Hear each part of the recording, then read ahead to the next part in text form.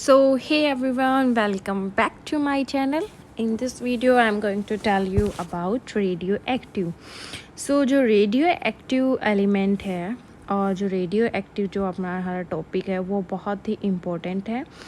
वो CTET, HTET, UPTET या DSSB या KVS, NVS जो भी आप कम्पिटिटिव एग्ज़ाम देने जाओगे तो उसको ध्यान में रखते हुए रेडियो एक्टिव चैप्टर हम स्टार्ट कर रहे हैं. और इसमें हम कंसेप्ट के बारे में ज़्यादा डिटेल में बात करेंगे. कंसेप्ट क्लियर होंगे तो क्वेश्चन ऑटोमेटिकली क्लियर हो जाएगा. अगर आपके कंसेप्ट क्लियर नहीं है तो आप क्वेश्चंस क्लियर नहीं कर सकते. कितने भी क्वेश्चंस प्रैक्टिस कर लो, without concept you can't be acquire your desired score in your exam. So be prepared with concept first yourself, then start to do practice for mock test and other questions. So let's start our video without wasting too much time. Okay, so radioactive. What is radioactive? Radioactive जो होते हैं वो हमारे एक periodic table में कुछ elements हैं जो रेडियो एक्टिव हैं. और ये एक फिनोमिना है. वो कौन सी फिनोमिना हुई है? न्यूक्लियर फिनोमिना है. न्यूक्लियर फिनोमिना है इसका मतलब ये है कि जो रेडियो एक्टिव एलिमेंट है मोस्टली न्यूक्लियर फिनोमिना में यूज़ किए जाते हैं.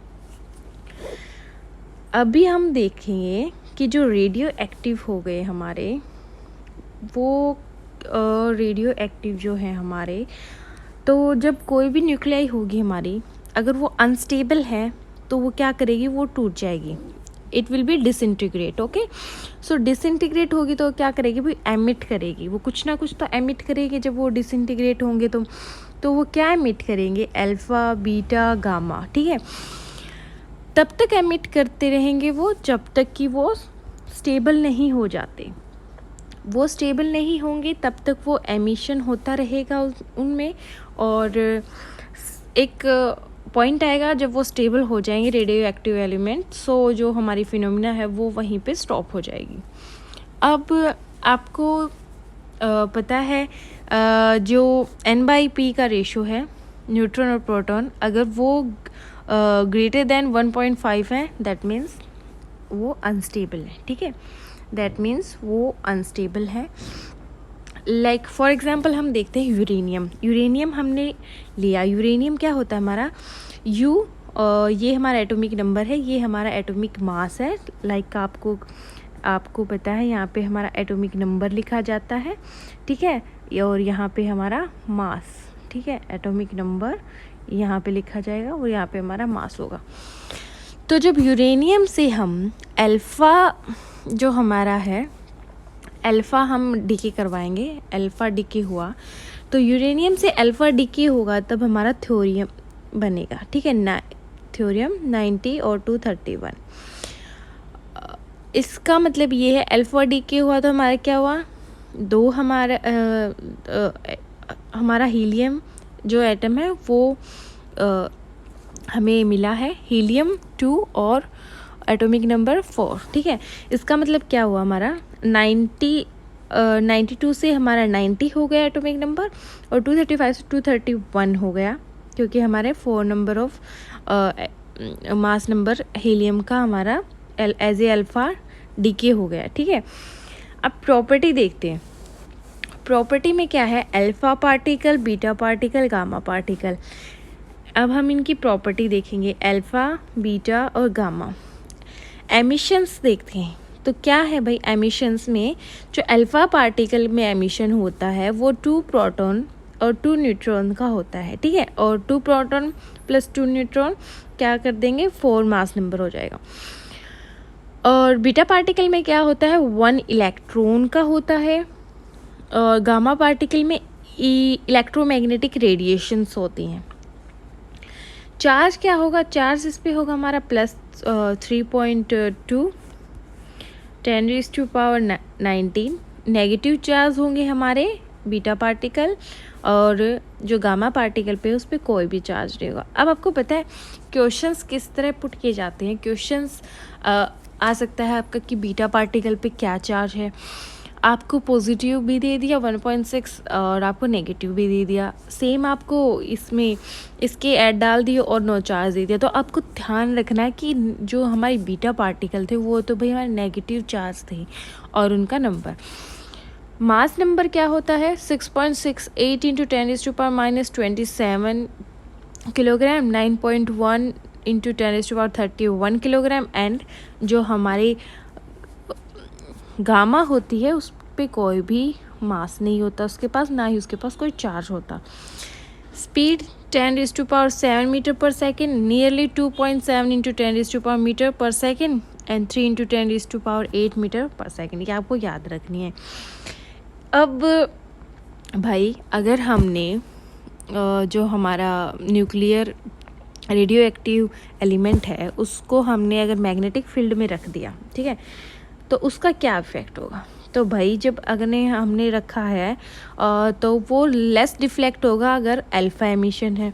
बीटा है तो डिफ्लेक्शन ज़्यादा होगा, ठीक है, ऑपोजिट डायरेक्शन में होगा। और गामा कोई भी डिफ्लेक्शन शो नहीं करेगा। Ionisation power maximum 1000 times of gamma, ठीक है,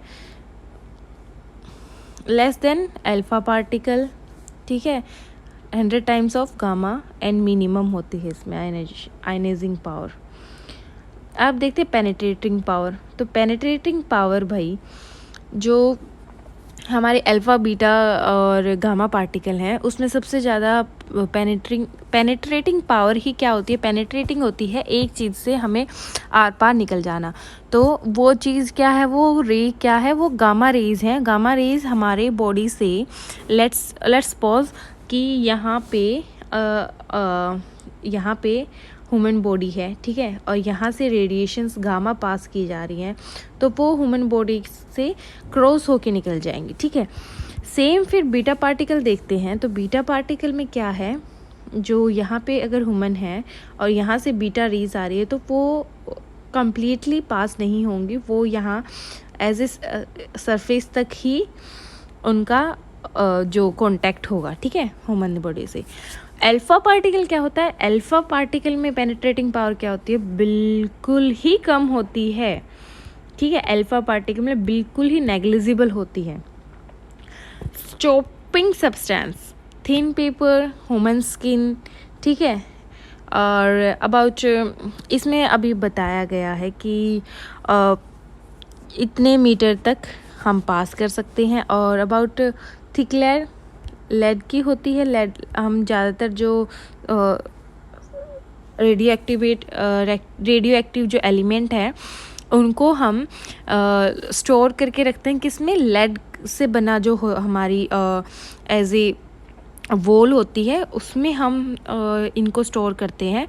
क्योंकि अगर रेडियो एक्टिव एलिमेंट को हम अगर ऐसे बाहर रखेंगे तो वो भाई न्यूक्लियर रिएक्टर है एक तरह से, तो वो न्यूक्लियर रिएक्शंस हो सकती हैं उससे। और काफ़ी न्यूक्लियर रिएक्शन अगर रेडियो एक्टिव एलिमेंट अगर बाहर है तो उससे ऐसे रिएक्शंस होंगी कि वहाँ के जो भी एरिया है उस एरिया में लाइक लिविंग जो भी टिश्यू हैं वो सब डेड हो जाएंगे। तो इसलिए हम इसको बाहर नहीं रखते। बायोलॉजिकल डैमेज क्या होता है भाई, सबसे ज़्यादा बायोलॉजिकल डैमेज गामा रेज करती हैं, ठीक है, सबसे ज़्यादा गामा रेज करती हैं क्योंकि वो एक ह्यूमन बॉडी से ही पास हो जाती हैं। अगर हमारे अंदर से कोई चीज़ पास होगी तो ऑब्वियसली वो पास हो रही है तो कुछ ना कुछ तो डैमेज छोड़ेगी, ठीक है। अब यूज़ देखते हैं। यूजेस पे ही मोस्टली क्वेश्चंस अटेम्प्ट किए जाते हैं टीजीटी के लिए। तो यूज़ में हम देखेंगे disease such as cancer, okay. जो cancer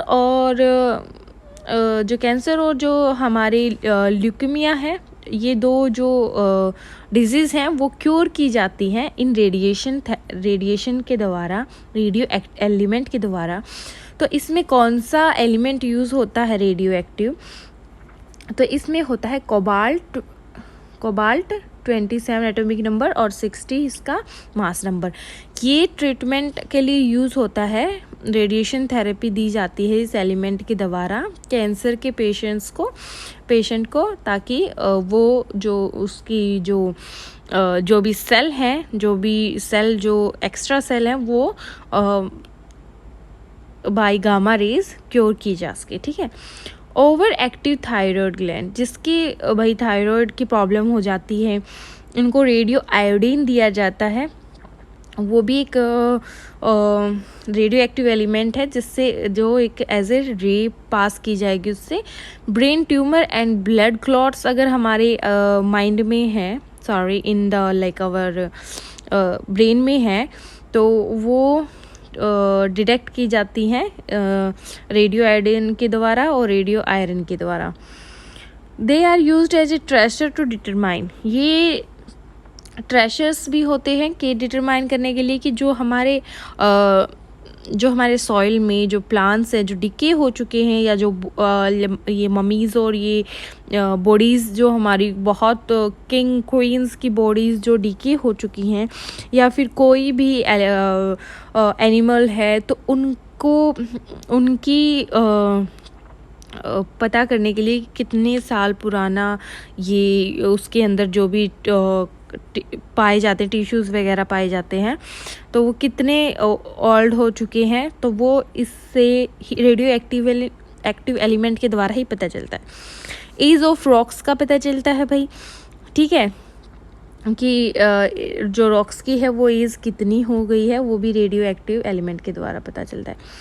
gamma rays emitted by radio isotopes are used to sterilise bandage. अच्छा, अब जो गामा रेज का जो यूज़ है, तो गामा रेज मैंने आपको जैसे बताया है, गामा रेज की पेनिट्रेटिंग पावर ज़्यादा होती है, वो ह्यूमन बॉडी से भी क्रॉस होकर निकल जाती है, तो इसका मतलब इसको यूज़ किया जाता है ऐसे चीज़ों में जिससे कि हम जर्म्स से फ्री रख सकें, जिन चीज़ों को, जैसे कि बैंडेज हो गई, ड्रेसिंग्स हो गई, सीरीज हो गई, हम इनको जर्म से फ्री रख सकते हैं by passing gamma rays. Knowing the penetration power of beta radiation from radioisotopes, they are used to control thickness of paper, plastic and metal sheet during manufacture. अब भाई जैसे कि गामा रे की ज़्यादा है, बट बीटा की भी radiations तो है, पेनिट्रेशन पावर तो है बीटा रेडिएशन की, तो इसको यूज़ किया जाता है जब हम मैन्युफैक्चर करते हैं मेटल शीट का, प्लास्टिक का, पेपर का, उसको थिकनेस के कंट्रोल करने के लिए हम बीटा रेडिएशन का यूज़ करते हैं। ठीक है, अब देखते हैं ओके, सो यूज़ में आता है, they are used as a fuel for atomic energy reactor. ये फ्यूल का काम करते हैं रेडियो एक्टिव एलिमेंट, किसमें, एटॉमिक एनर्जी रिएक्टर में। और CO कोबाल्ट, जैसे कि हमने पढ़ा था, कैंसर ट्रीटमेंट के लिए यूज़ किया जाता है, और बैक्टीरिया किल्ड करने के लिए फूड प्रोडक्ट में। अब हमारा है RA-226, ये भी कैंसर ट्रीटमेंट के लिए यूज किया जाता है। आयोडीन है हमारा 131, थायराइड के लिए किया जाता है। कार्बन 14 है, ये आर्कोलॉजिक डेटिंग, ठीक है।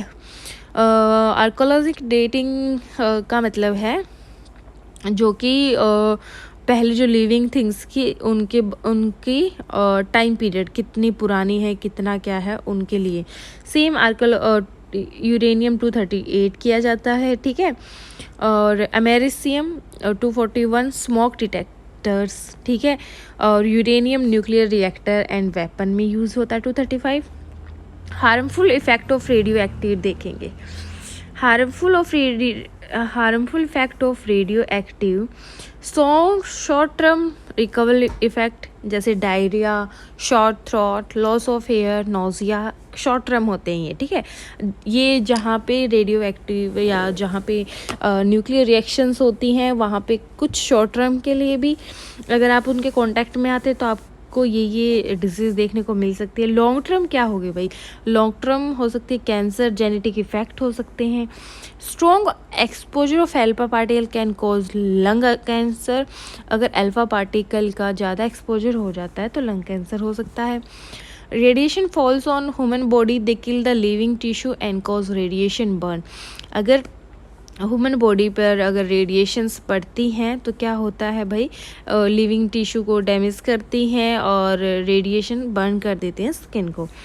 The exposure to neutron, proton and alpha particle can cause damage to red blood cells. ठीक है, ये रेड ब्लड सेल्स को डैमेज करते हैं और इसीलिए अगर क्वेश्चंस आ जाता है आपके पास कि हम जो हमारा रेडियो एक्टिव एलिमेंट्स हैं हमारे पीरियोडिक टेबल में, उनको किस में स्टोर करते हैं, तो वो है हमारा लेड कंटेनर। ठीक है, लेड कंटेनर में हम इसको स्टोर करते हैं रेडियो एक्टिव एलिमेंट को, ताकि बाहर इनका इफ़ेक्ट ना जाए।